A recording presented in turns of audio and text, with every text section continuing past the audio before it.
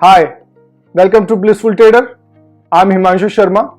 I'm a certified financial technical analyst. There is a saying by Alan L.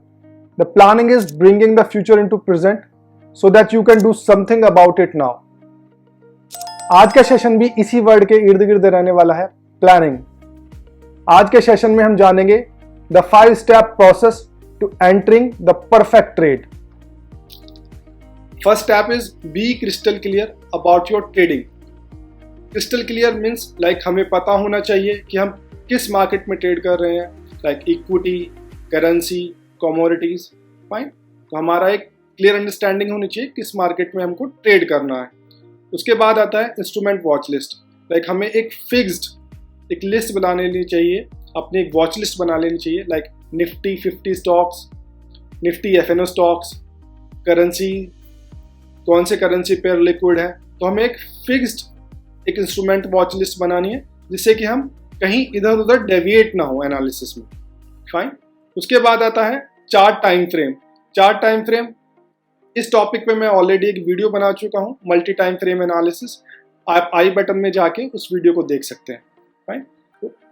Time frame जो हम choose करेंगे वो एक fix time frame होना चाहिए, लाइक किस टाइम फ्रेम पे हमें एग्जीक्यूशन करना है, किस टाइम फ्रेम पे हमें एनालाइज करना है कि हमारा ट्रेंड क्या चल रहा है, किस टाइम फ्रेम पे हमें अपना एक स्टॉप लॉस लगाना है।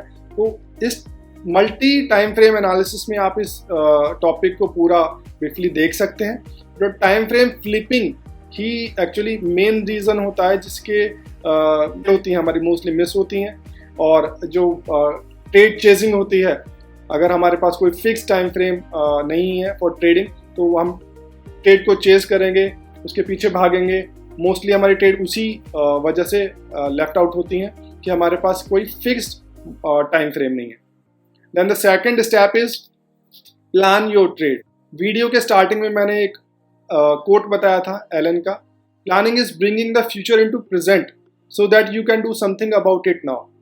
कि अगर हम किसी चीज़ की प्लानिंग कर रहे हैं तो वो चीज़ फ्यूचर को प्रेजेंट में ला देती है ताकि हम उस पर आज ही काम कर सकें, फाइन। अगर हम किसी ट्रेड का अगर हम पहले से प्लान बना रहे हैं, फाइन, तो उस सेटअप को हम अपने ट्रेड सेटअप में लिख सकते हैं कि लाइक इंडेक्स अगर सपोर्ट पाएगा तब हमें बाय करना है, या फिर वहाँ से अगर वो कोई ट्रेंड लाइन को ब्रेक करता है तब हमें सेल करना है, या फिर रेजिस्टेंस पे आता है और वहाँ पे कोई बियर रिवर्सल कैंडल बनाता है तब उस पॉइंट पे हमें सेल करना है। तो इस प्लानिंग से होता क्या है कि वो जो ट्रेडिंग डे है हम उसे इफेक्टिवली एंड एफिशिएंटली यूज कर सकते हैं कि अगर हमने अपनी ट्रेड को पहले से ही प्लान कर रखा है, फाइन। और अगर हमारे पास हमारा ट्रेड प्लान रिटर्न में है तो उसके थ्रू हम पता लगा सकते हैं कि हमें कब क्या करना है, कैसे करना है, क्यों करना है और कब नहीं करना है, फाइन। जो मोस्टली जो बिग ट्रेडर्स हैं वो अपने डेस्क के पास अपने जो सेटअप के रूल्स हैं वो स्टिक करके रखते हैं ताकि वो उन रूल्स को ब्रेक ना कर सकें जिनसे उन्हें ट्रेडिंग परफॉर्मेंस एनहांस होती है। And the third step is trade execution.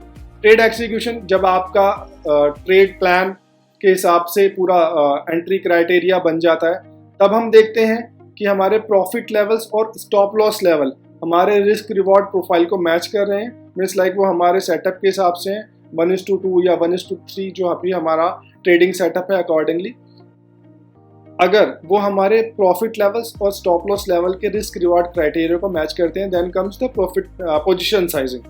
Position sizing पे भी मैं ऑलरेडी एक वीडियो बना चुका हूँ कि किस तरीके से हम एक स्टैटिस्टिकल मैनर में पोजीशन साइजिंग निकाल सकते हैं। मैं आई बटन में उसका लिंक दे दूंगा कि आप वहाँ पे जाके उसे देख सकते हैं। इन्हें शॉर्ट में अगर बताऊँ तो पोजीशन साइजिंग में हम अपने जो ट्रेडिंग कैपिटल जो हम डिसाइड करके चलते हैं कि हम अपने ट्रेडिंग कैपिटल पे कितना रिस्क लेंगे ऑन पर ट्रेड, उसके हिसाब से हम पोजीशन साइजिंग करते हैं।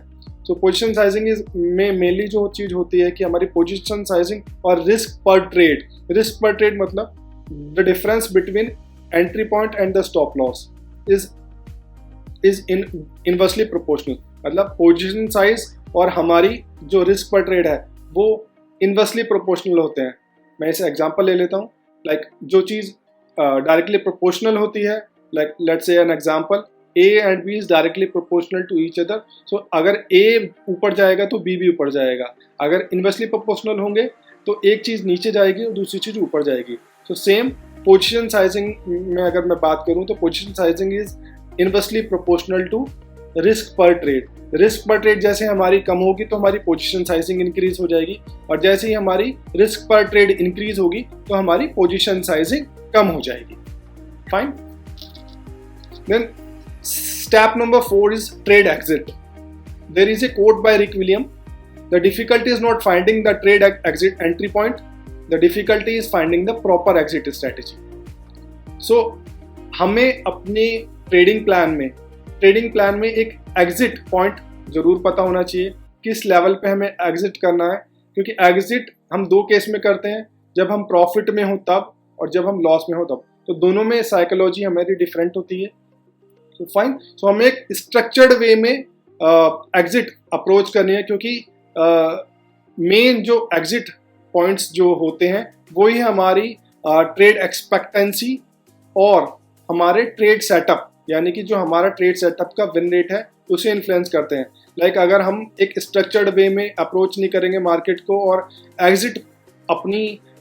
एग्जिट हमारे स्टॉप लॉस से पहले ले लिया या फिर हम अपने टारगेट से पहले ही एग्जिट ले लिया, तो वो चीज़ क्या करती है, वो रिड्यूस कर देती है हमारी ट्रेड एक्सपेक्टेंसी को और हमारा जो ट्रेड सेटअप का जो विन रेट है उसे रिड्यूस कर देती है. और जो स्टेप नंबर 5 है वो बहुत इंपॉर्टेंट है, ट्रेड जर्नलिंग या फिर बोले ट्रेड ट्रैकर.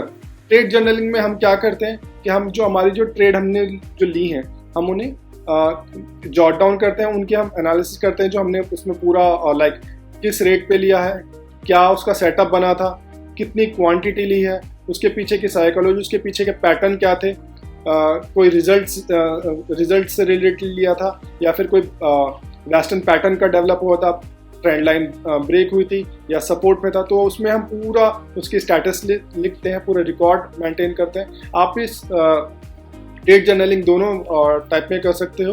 लाइक आप उसे एक कॉपी पे भी लिख सकते हो या फिर आप एक एक्सेल फॉर्मेट में भी लिख सकते हो. तो ट्रेड जर्नलिंग के बेनिफिट क्या हैं? ट्रेड जर्नलिंग हमें पोस्ट एनालिसिस में बेनिफिट आउट करती है. इससे हमारी वीकनेस रिलेटेड टू ट्रेडिंग पता चलती हैं और कुछ मिस्टेक्स जो हम नोइंगली और अननोइंगली कर रहे हैं तो वो हमें पता चल जाता है कि हम क्या मिस्टेक्स कर रहे हैं और किन मिस्टेक्स को हम रिपीट कर रहे हैं बार बार. तो हम उस वीकनेस पॉइंट पे हमें काम करना है.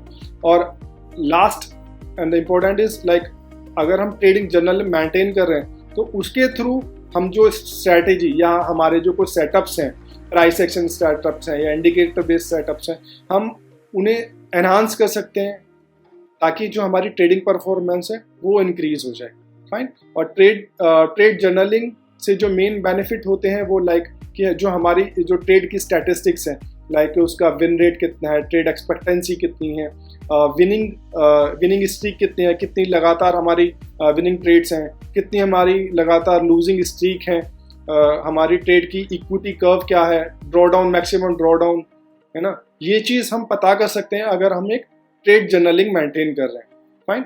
जो मोस्टली जो सक्सेसफुल ट्रेडर्स हैं वो यूज़ करते हैं ट्रेड जर्नलिंग को अपनी पास्ट परफॉर्मेंस को, अपनी डेटा को देख के और एनहांस करते हैं अपनी कमिंग ट्रेडिंग स्किल्स को. फाइन. थैंक्स. मैं आशा करता हूं कि आपको ये वीडियो का कंटेंट पसंद आया होगा. So please sure to subscribe the channel for content related to trading. Thanks. Blissful trading.